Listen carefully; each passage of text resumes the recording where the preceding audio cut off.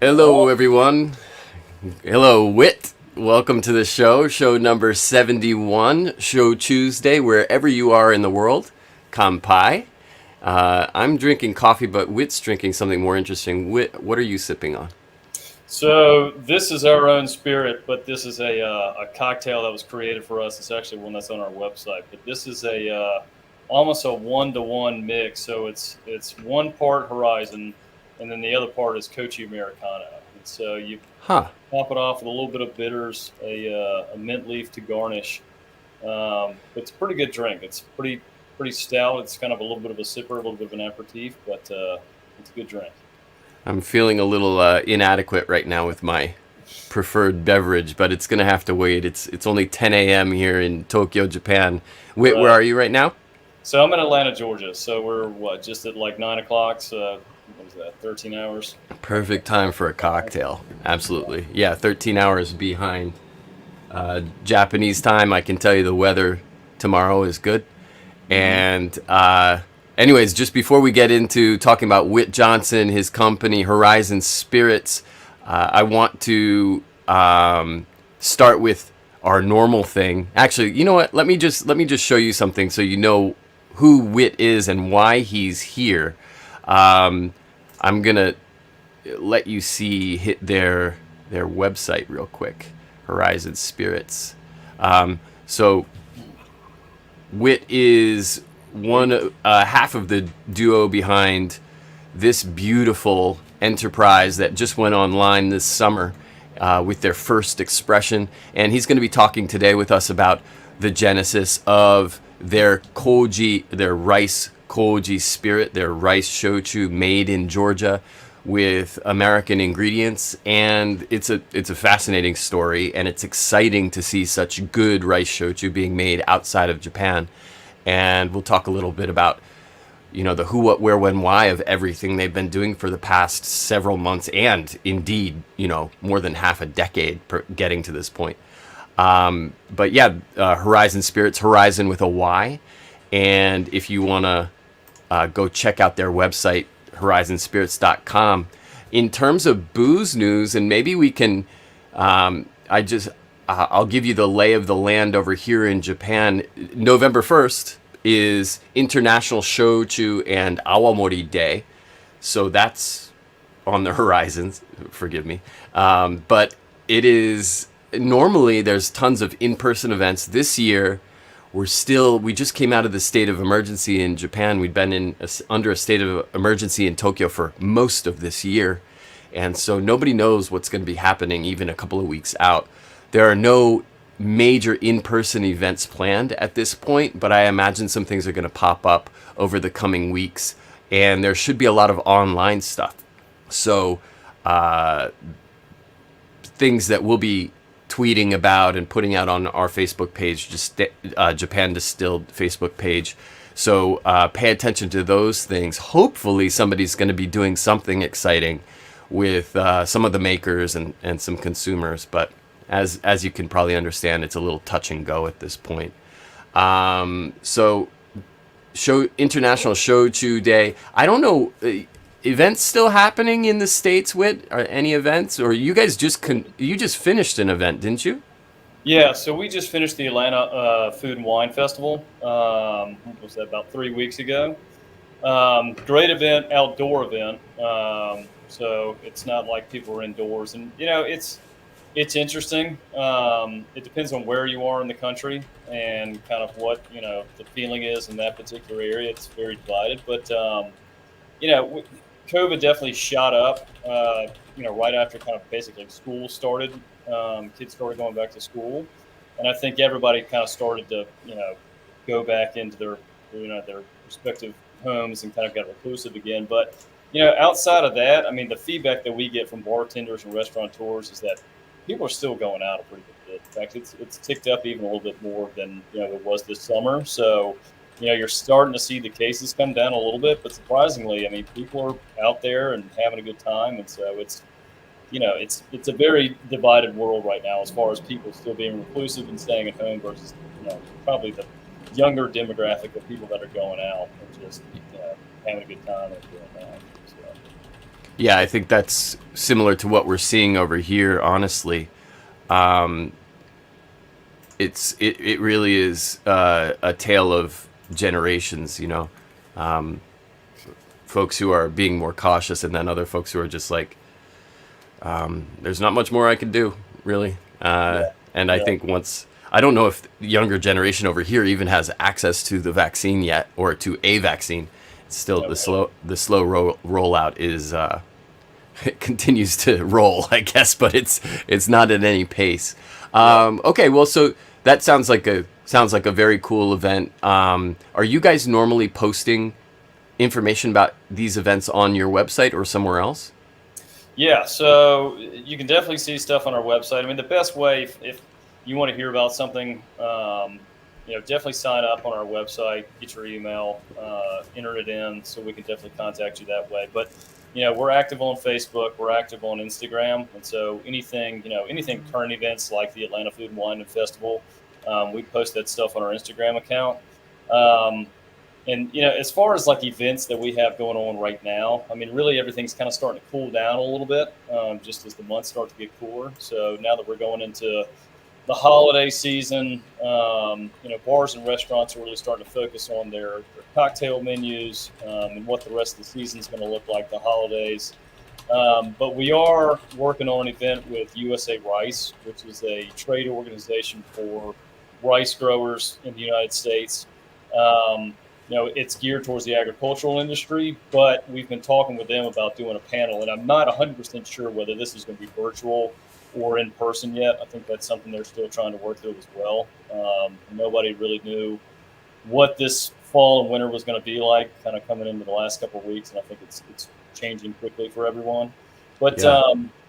like I said, I mean, it's an event that's geared towards rice growers in the United States. So people that are on the East Coast, but predominantly kind of in Central America and in the Midwest, right along the Mississippi River Basin, and then also people out in California, the Sacramento Valley. But we've got a Hmm. panel that we're working on where we'll be talking basically about alcohol beverage as it relates to rice. And so you're seeing more pop-ups kind of like us of people that are trying to make rice-based spirits, and rice-based spirits with Koji. So you're seeing, and there's a handful of places, sake breweries that have been around for a number of years.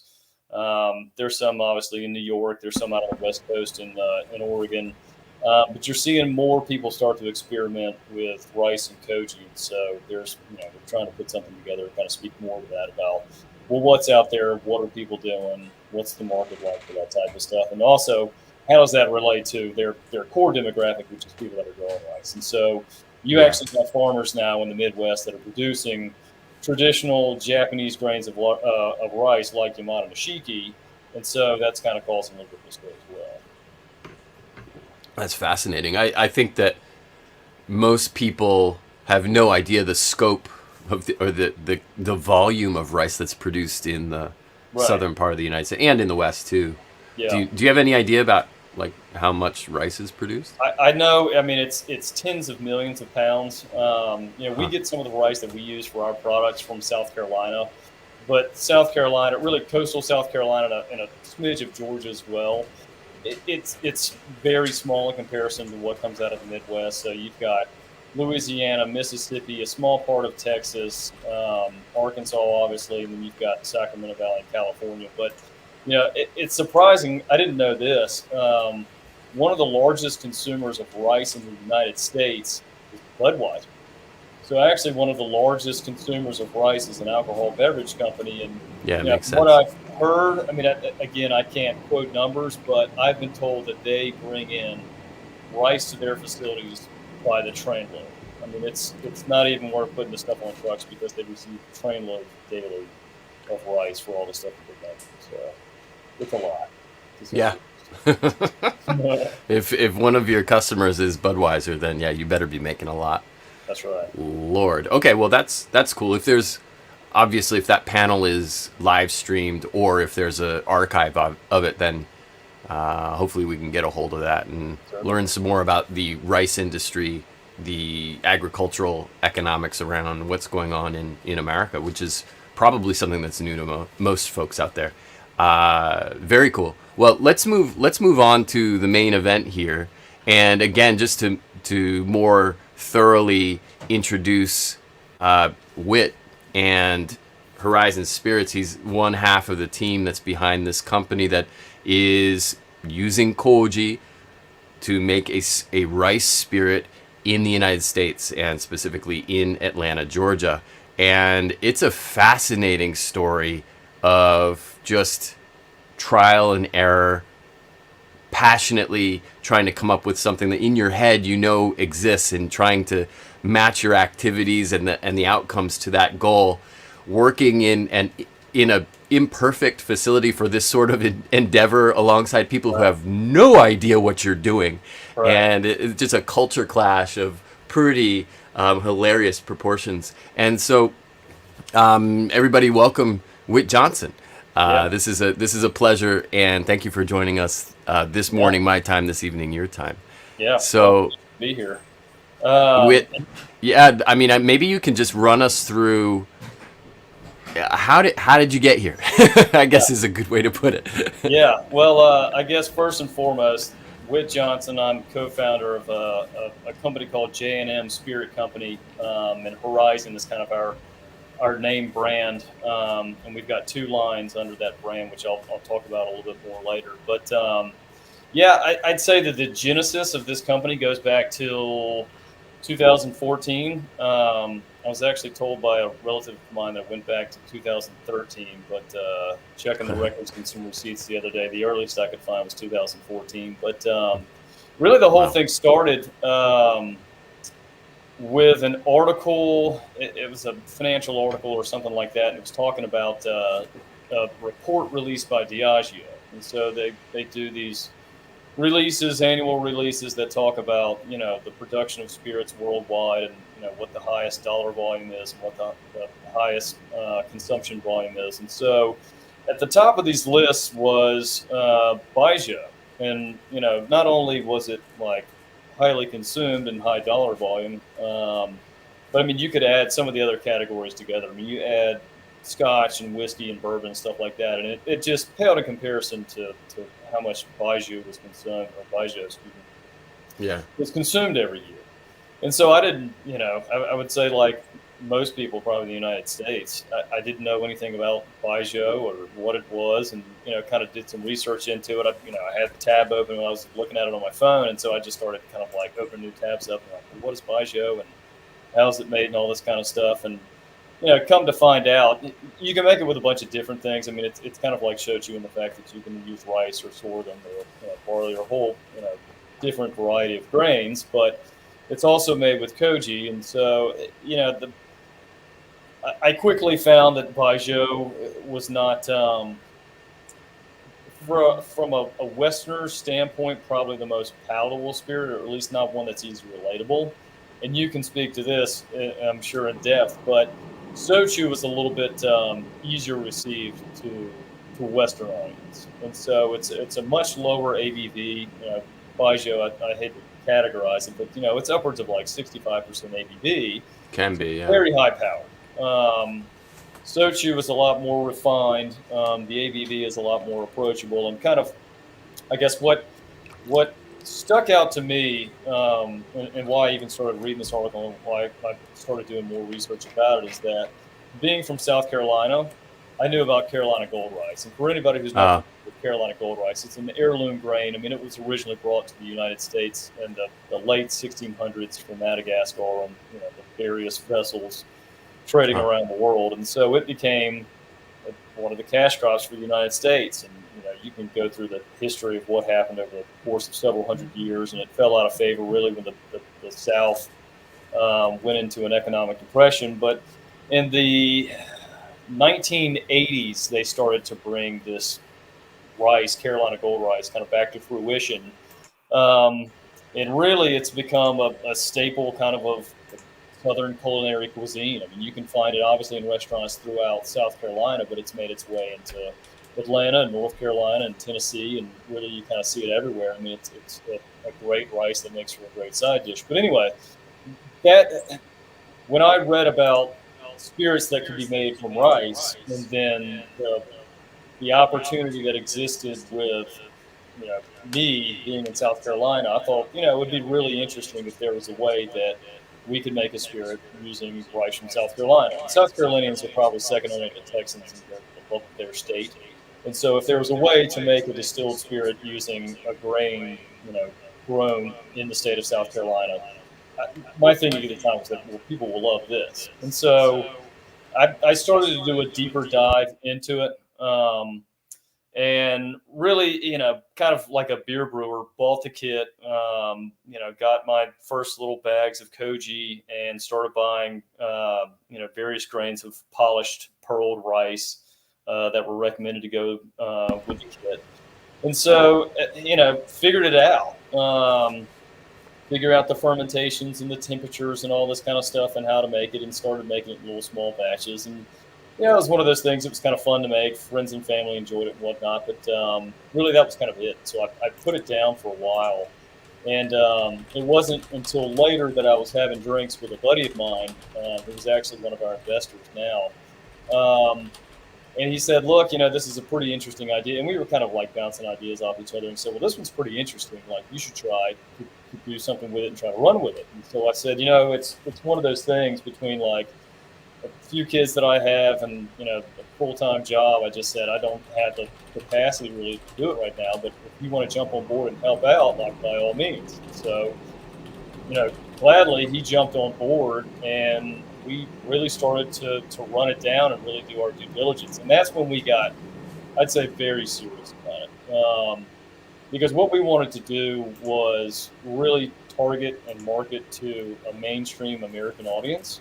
And so we wanted to, we looked at Carolina Gold rice and tried to see, was this even a rice that we can use? And so we started calling all sorts of people. I mean, the Clemson University Extension, we reached out to people from the University of Arkansas and the U.S. Department of Agriculture. I mean, we went really deep into finding various grains of rice that would be conducive to what we were trying to do. And that, financially, some of the rices that are grown, especially heirloom grain rices in the United States, don't necessarily set themselves up for scaling. So you might be able to buy a few 100 pounds or a few 1,000 pounds, but if you're really going to start to scale something, you want to make sure that you have a grain that you can buy in mass quantities. And especially for us, I mean, if we're doing 100 cases a month, starting out, I mean, that alone you're talking about several thousand pounds of rice. So we wanted to find a grain that would kind of like grow with us, but at the same time, it had to chemically make sense. We did profiles to look at various rice grains like Yamana Nishiki to see, when you look at amylase and amylopectin and all these different kind of things in the starch content, like, does that stack up with what the Japanese are using, and can you make an alcohol beverage out of these various rice grains? And so we went through probably 12 to 15 different strains of rice and found out some that worked. And so we really started to experiment with those types of rice, and then honed in on one or two that we really liked.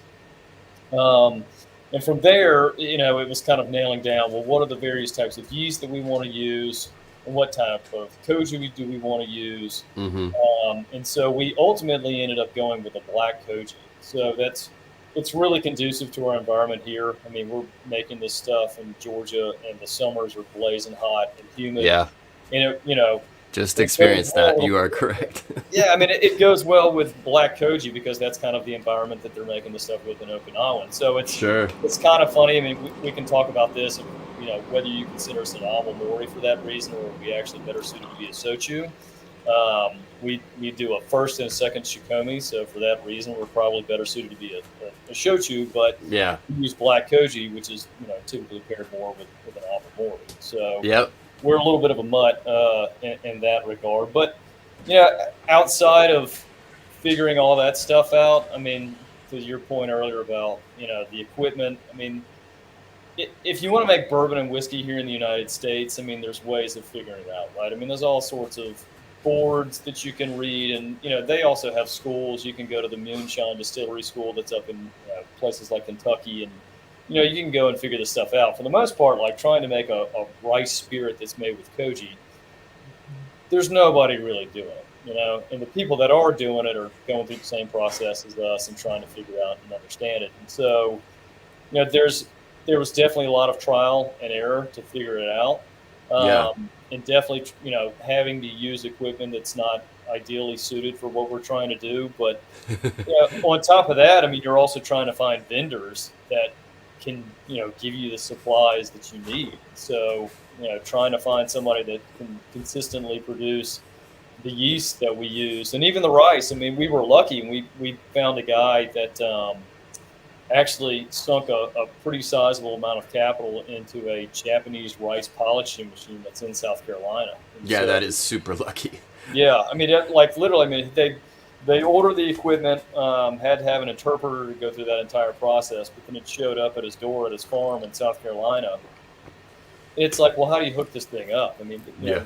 from an electrical engineering standpoint, I mean, they had to like reverse all this, stuff, basically starting at the wall and basically starting at the panel to be like, well, how do you match up the different electrical lines that are running from the machine into the wall? And so, it was a lot of heavy lifting on his side, kind of a gamble on his side, and it was great that we were able to kind of marry up together. But it just, from every facet, whether it's the equipment that you're using, the vendors that you're working with, the rice that you're trying to work with, it really, it's a quite an endeavor. And so, Yeah. that's why I say we started this thing back in 2014, and here we are, 2021, and we Yeah. really kind of like just got our legs up under us, and now we're out of the market. But, It's a round peg in a square hole kind of situation, isn't it? I mean, having worked in a beer brewery before, and having been around mash tuns and lauter tons, and there's a boil that will make you sweat bullets. None of that is necessary when making shochu. And if you're making Right. shochu in a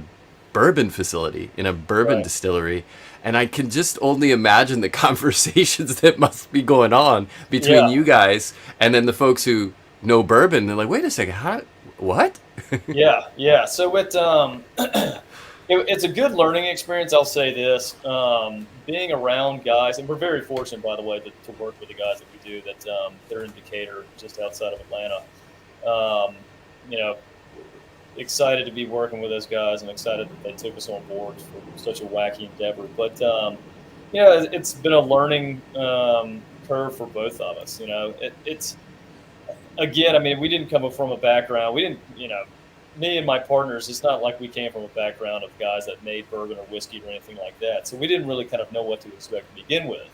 Right. And being in a facility like that, you get to see like what these ferments are like, and it's really educational if you ever get the chance to see how really any of these alcohols are made. To go in there and smell fermentations, and to see like what it's like in the nascent stages when you're working with corn or rye or wheat or rice in our case, and like you get to smell these things and kind of you all of a sudden start to understand like some of those undertones that you're smelling and what you're drinking and like how they really stand out in fermentations. But beyond that, I mean, from what I've gathered, I mean the chemical process in our fermentations are completely different than what other people are used to. I mean, this is probably getting in the weeds a little bit, but like the pHs, I mean, while ours are going up, theirs are going down. With Koji, the weird thing is that like sugar's being created at the same time that it's being consumed. Whereas the guys that are making whiskey and bourbon, they start with as much sugar as they're going to have, and then it goes down there, from there. So it's easier to take readings to understand how much alcohol is in your fermentation. Whereas with us, it's kind of like, well, it smells good, it tastes good. It seems like it's headed in the right direction, but it's hard. So it forces you to definitely use all your senses, and it's been an educational process. I mean, again, How many batches would you say you went through, and how did you know that you hit it? Yeah, I'd say until we really like we did some small lure batches, starting out because we knew that there would be a learning curve, so they weren't like the big, hey, we just went through 1,000 pounds of rice and goofed it up kind of thing. But I'd say probably once we started to get to like batch 12 is when we said, hey, like this is something really good, and this is where we're going to start putting this stuff aside and aging it and keeping it for a little while. But as far as like when do you actually know that you've got a product that sticks? as you go through the process, you start to realize like things are the way that they should be, right? So like the fermentations, they get much, and I'll step back. I mean, when we're going through and growing the Koji mold, and we're going through that step of propagation. I mean, there's a big difference when you really nail the temperatures and when you really nail the humidity, Uh-huh. because that growth, I mean, really takes off. What might have taken us 5 or 6 days, all of a sudden you get to happen within like 2 to 3 days, and it just takes over. And especially with black Koji, I mean, it's very noticeable. I mean, it's just you end up with just this black mat of rice. But Mm-hmm.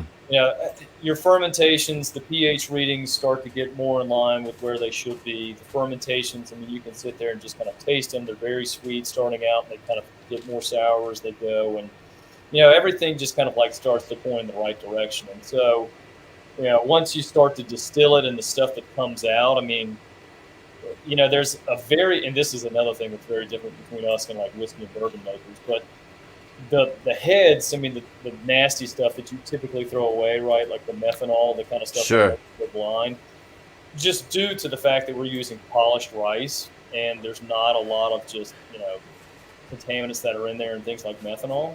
Uh-huh. There's really not as much like heads and foreshots. And so a lot of like the alcohol that's coming off, some of this stuff, it's 130 to 140 proof. You can start to keep some of that stuff, and it's very, it's amazing like how smooth it is and how like sweet it is coming off even at that high of proof. Yeah. It changes as it goes on, and you kind of blend it out until you get to a lower ABV or a lower proof. But you just kind of start to notice things along the process, and all of a sudden you're like, hey, things are looking good. The price, the Koji propagation went better. The fermentations are looking nicer. The distillation's going better. And so you kind of get to a point where you're like, all of this is turning out very well, and it tastes the way that it should. But I'd say, for us, I'm not one of these guys that has the greatest palate in the world. I mean, I can definitely tell the difference between what's good and what's bad, and I know what to look for. But there are people that do this day in and day out, and they've got a great nose and a great knack for it. And for us, I mean, the true test was, hey, can we start to share this with people that don't know us, that don't have any interest in what we're doing, or any interest in this company? That Right. they know what a good vodka tastes like, what a good whiskey or a bourbon tastes like, what a good shochu tastes like. Like, what do they think about this stuff? And so that's when we started to really go out and just, sample with people. And so we gave it to, various distributors, kind of early on before we had selected anyone. We shared it with our distiller and kind of people within their community, Mm-hmm. marketing companies, and just going out and meeting with bartenders and all these people, and just kind of like sharing with them our story and what we were doing, and having them come over and taste with us. And all of a sudden, when you start to get their feedback, and they're like, "Hey, like this is really good," or like, "You know what, I can," and they start to, the wheels start turning, and they're like, "This would work great with sours," or "I could see this, pairing well with this kind of juice," or something like that. All of a sudden, it's like, you know what, like that's when you know that you had a good spirit. And like other people that you've never met before are coming up to you, and they've got 20 years experience, and they're saying, "Hey, this is a good product." Like that to us lets us know that we've got something. Yeah. And I was very fortunate when I was in Atlanta in August. I got to sit down with Whit and his partner Brandon, and we were at the Ticonderoga Club, a great place, which seems to be taking a keen interest in shochu and Koji spirits in general, and got to taste through it. And I gotta say, I tasted the Harvest Select, which you can see on the left right now on your screen, and it's good. 40% ABV, and it's a, it's not like the most of the rice shochu that's available outside of Japan right now, even in Japan for that matter, which is vacuum distilled and certainly not made with black Koji.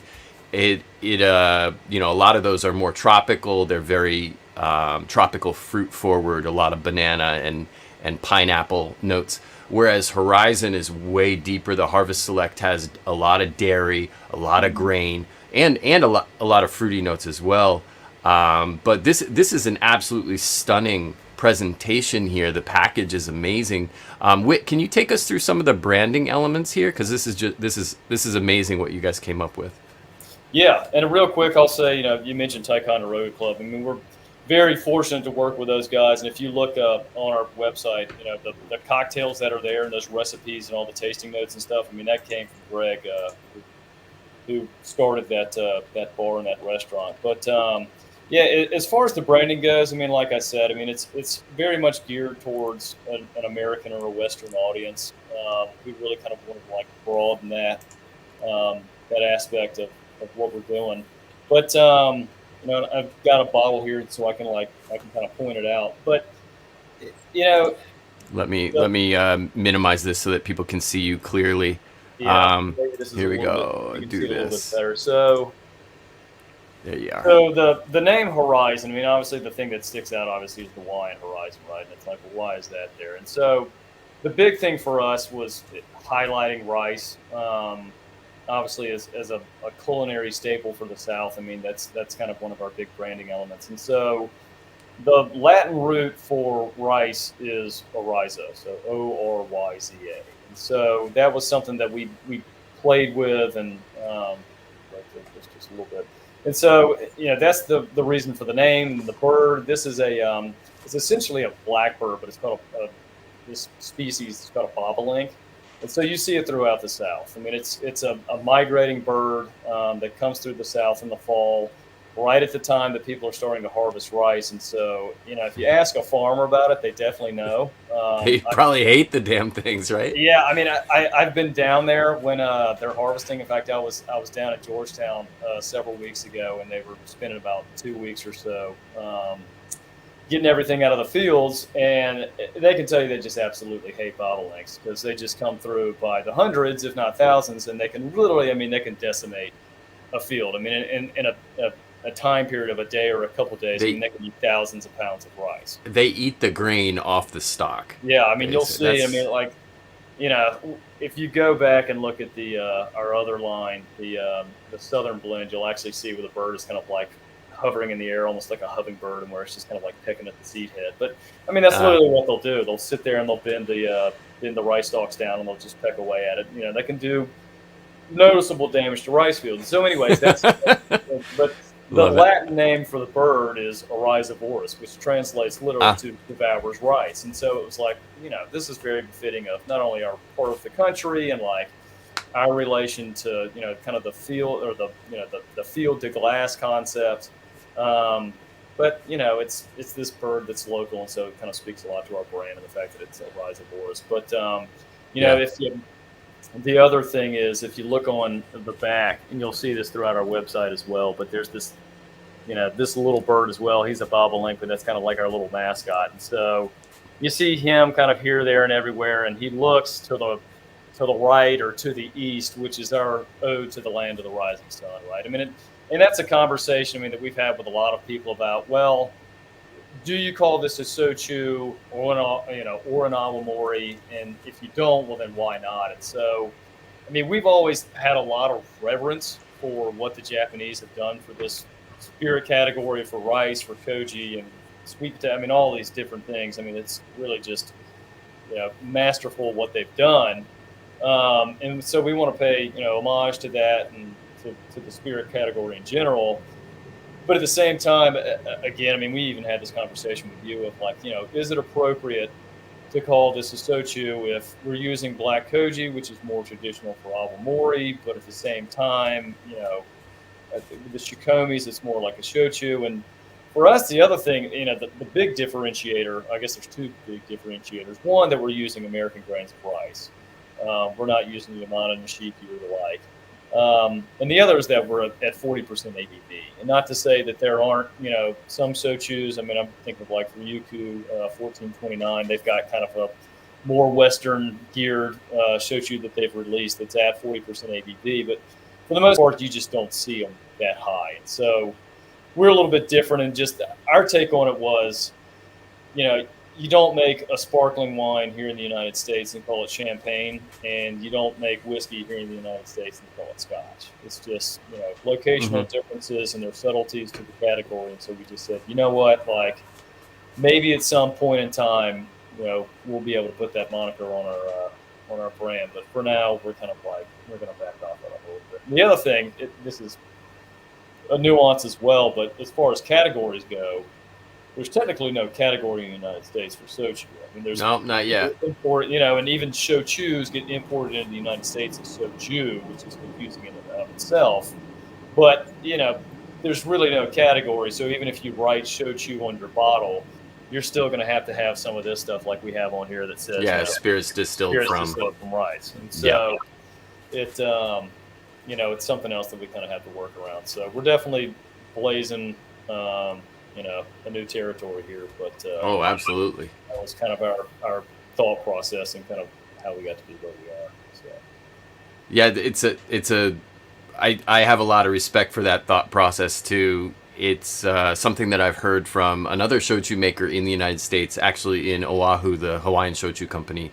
He doesn't call his shochu honkaku, even though it very much is. I mean, he's got a proper koji room for making the rice koji by hand, just like he did when he was working at a distillery in Kagoshima. But he's just like, I'm not sure I should be doing that, and I respect that thought process, and I think it's cool that you guys are being careful. I mean, you're absolutely making a rice shochu in my book. There's only one black koji rice shochu that I know of that's made in Japan right now. Made actually in Kagoshima of all places. It's not even made in Kumamoto, where most of the really exceptional rice shochu is made. But so you're definitely in very exclusive company there. But at least, and this is something that I'm very happy about, you do put koji on the label, which I think is great. Yeah, we certainly do. I mean, the two things we want to promote is one, rice, and two, koji. And just, that's a whole nother conversation about, the positive aspects of koji. And this is kind of the funny thing going back to working with or being next to other people in a distillery. I mean, whereas like a bourbon whiskey fermentation probably tops out at like 8 to 10% alcohol. I mean, we're up there like 8, if we get a really strong fermentation, I mean, we're as high as like 18%. Yeah. So the yield, the yield alone is tremendous. Yeah. The magic of koji, right? We have a question here from a regular viewer.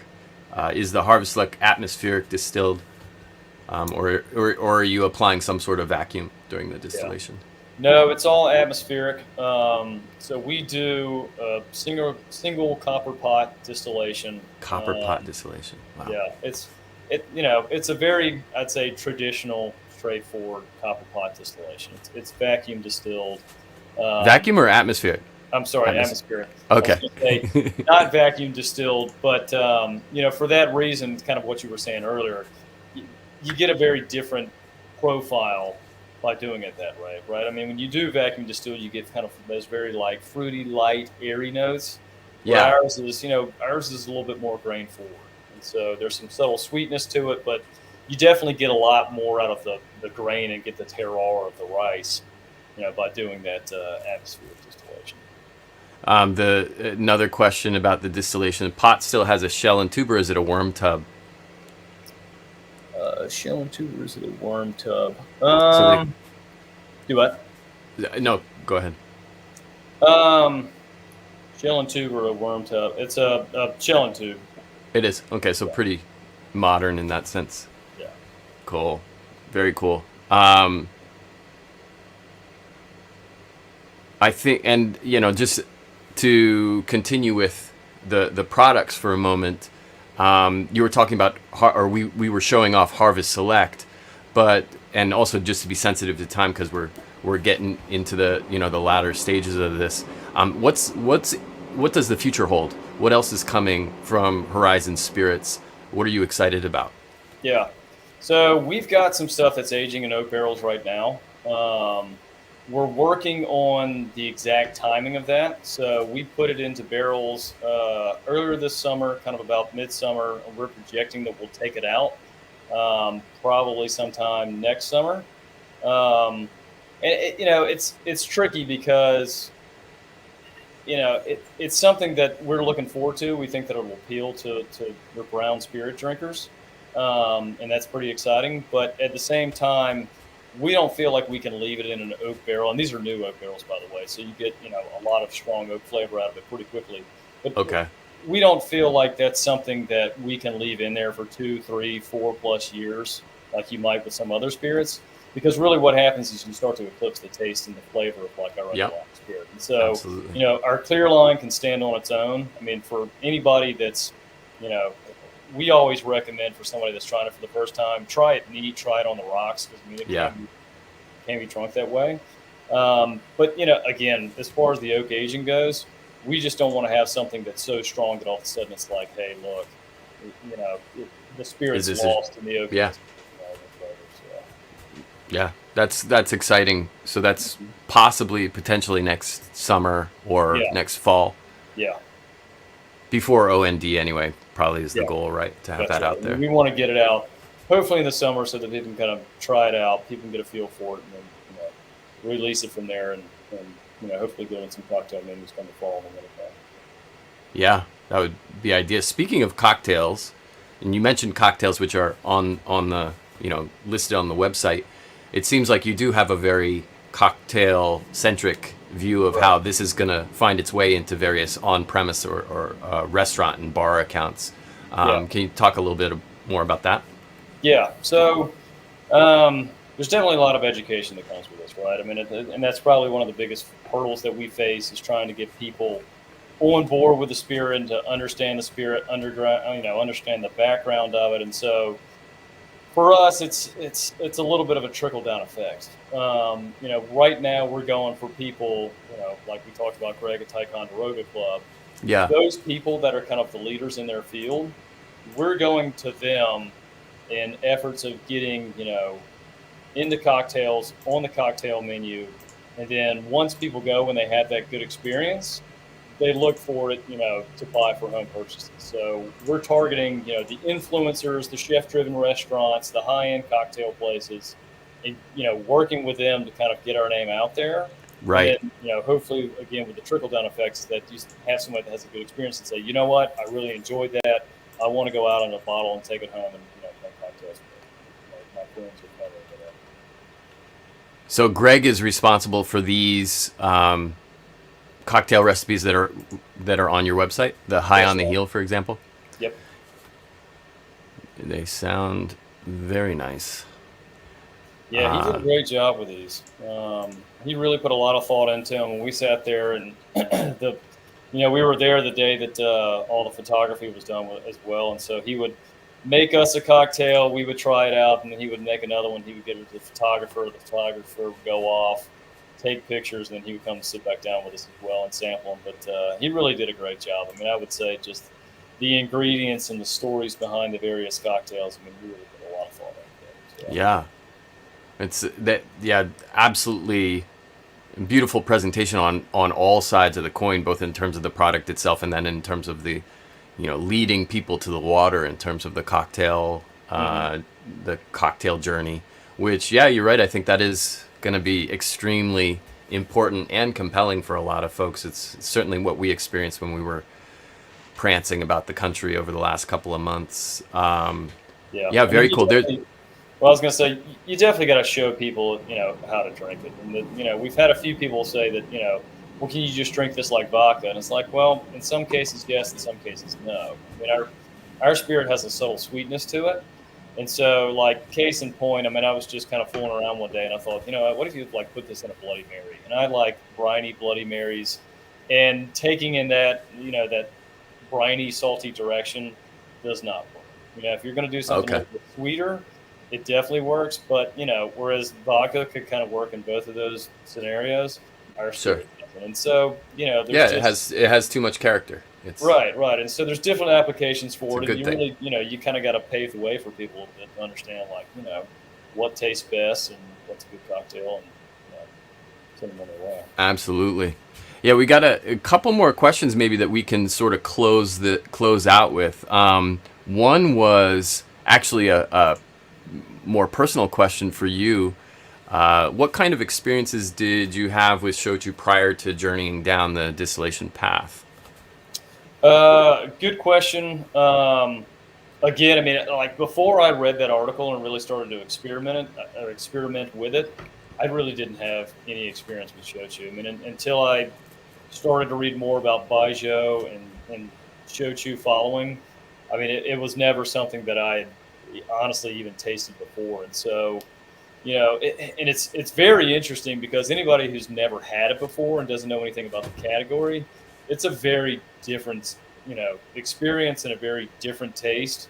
It's a Yeah. very good. I mean, I'll say, going into like an emo sochu. I mean, it just, you tell that to your average person on the street, and they're like, "What? They're making distilled spirits at 25% ABV made with like sweet potatoes," and it's just kind of like it seems very funky, and you crack it open, and the smell is very different, but they're very delightful. And so for me, I mean, it was kind of like it was eye opening. I'll say that, but at the same time, it was like, well, what exactly do we want to do with our spirit? Because these are so varied and so different. And all of a sudden, kind of like opened up the door of like, well, what direction do we want to head in after tasting all of these different kind of spirit lines? And so, no, I mean, the quick answer is no. I mean, I really hadn't had any experience with it until we started to work with it. So. Yeah, and to be fair, there wasn't really much available where you are, and there still isn't yet. So yeah, I mean, even if you wanted to get an education, it was not going to be that easy. Right. Well, that's a very good point too. I mean, sake, you can find some sake out there; it's available. But as far as shochu goes, there are very select places that you can find it, and when you do, I mean, it's just in very small quantities. So, to your point, I mean, even trying to find shochu to taste and experiment with is pretty tough. It's not. It's pretty barren so far, the landscape. But when I was in Atlanta, they seem to be ready for it. I think the timing is fantastic. Yeah. Just everybody's like, oh yeah, this is really interesting. I've never tasted anything like this before. Where can I get it? Yeah. And so it's. I think we're on to something. So yeah. Well, it's the same way. I mean, once you've actually tried it, you say, wow, this is really impressive and this is really good, and I want to try more. And I think, fortunately, kind of like what's going on right now with demographic shifts anyway. I mean, people are more interested in experimenting and trying new things and trying different, spirits and different alcohols. And, this is a great avenue for that. For anybody that wants to go out and, have a new experience and try something different, I mean, Sochi is a great direction to go. Oh, couldn't agree more. For people who are looking for Horizon, what are the ways that they can find it? Yeah, I'd say, right now, we're only available in Atlanta. We're working on different avenues. Like I said, I mean, we just kind of got out the gate within the past couple of months. And so, if you're in the area, definitely check out our website. Go on Instagram. We post on there kind of like new updates about where we are, where we're going to be. But, we're working on different avenues right now to get this stuff into other places. And so it's just, there's all these different ways of doing it, whether you're going with Speakeasy or LibDib or all these other like direct to consumer platforms. And so we're working with those right now to get them out to other people. But it's just tough. And the other thing is that in our part of the country, I mean, Georgia, South Carolina, I mean, they're fairly conservative states, and so even trying to mail this stuff to people is pretty difficult. I mean, within Georgia, we can really only mail it to people that live in the city. So Gotcha. It's we face legal barriers right now to get through in order to get this out to people. So working through all that. Who are you distributed through? Because we will have some people watching this on archive who are in the trade. So yeah, it's Savannah Distributing Company, and they're just in Georgia. Yeah. That'll be helpful. Okay, fantastic. Let's move on to the final section of this, and that's the newly opened, which is how we like to close out. Maybe I'll go first, and I apologize. The bottle of Horizon you gave me, I think I drank about half of it in a hotel after work with Stephen Lyman, of course, as we were discussing various things shochu related and marketing related. Yeah. And then I made the mistake of letting him take the rest of the bottle, so he has it in Fukuoka, Japan, right now. So I don't have that. But I will just say, and this is random. A couple nights ago, I opened this bottle that I had for a while. This is a Sakurajima. This is the Seiten, which is a very summery sweet potato expression. And I've just been sipping on this in in a couple of different ways. Tried it straight. Yeah. I've tried it a couple of times, oyuwari, or with hot water, which is like kind of pushing it a little bit. I don't think it's really intended to be consumed with hot water. Just the flavor profile doesn't really match up. It's maybe a little too sweet for that. But anyways, this is my newly opened. How about you, Whit? What's your newly opened? Yeah. So I tend to open things and have a few drinks, and then I open something else. I just, not that I get bored with it. I just, I see something out there, and all of a sudden I got to go try it out. And so I've got a couple things going on at any one point in time, and so I've got kind of the standard go-to awamori, the Zuizen. Yeah, I, Zusen is good. Yeah. Yeah, and it's I think I mentioned it earlier, the Ryukyu 1429. I think that was a collaboration, maybe of a couple of different distilleries, but I didn't realize. I think Zusen had a hand in that. The Zusen distillery. Yep, And they're so one of the three. yeah, and so it's kind of interesting that they now have a product that they're pushing here in the United States, and I know that it's already been in Europe. It's at 40% ABV. In fact, some nice person over there reached out to us through social media to kind of say, interested in what y'all are doing, and kind of like, thanks. But that was kind of nice. But I've got let me say, what have I got?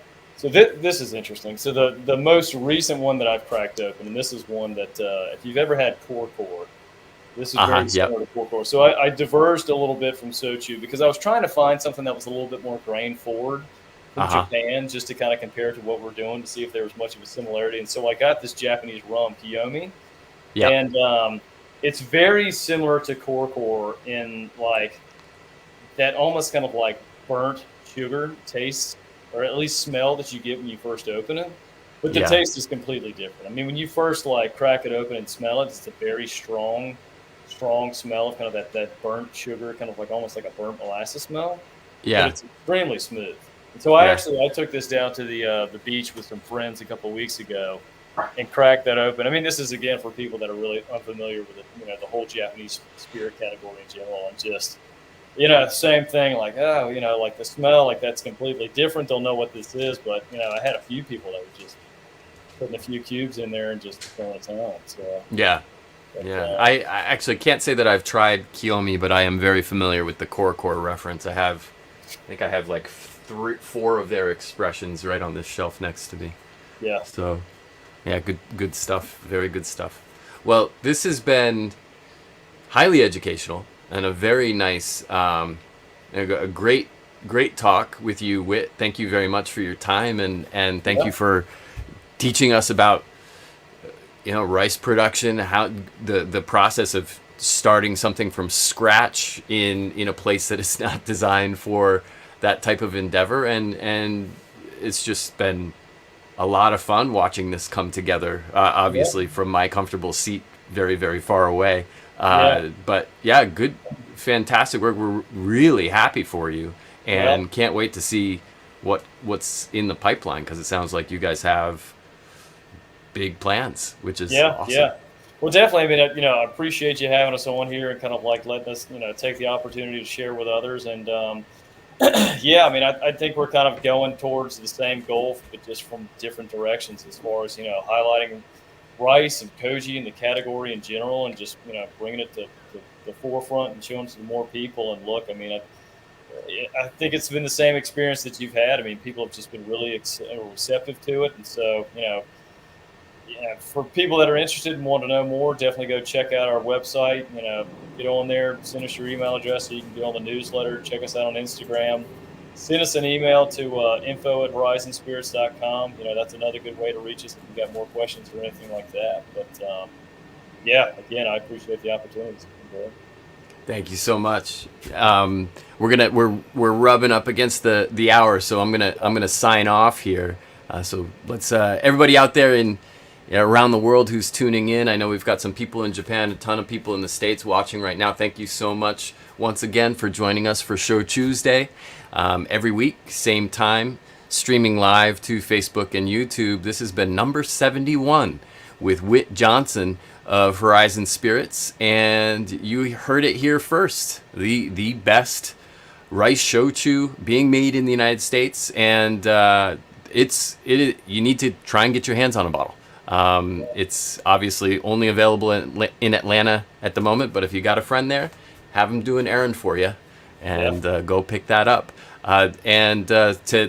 From both of us here in the studio to everybody out there, a very hearty and heartfelt kanpai. Kanpai. Thank you, Chris. Thank you, Whit.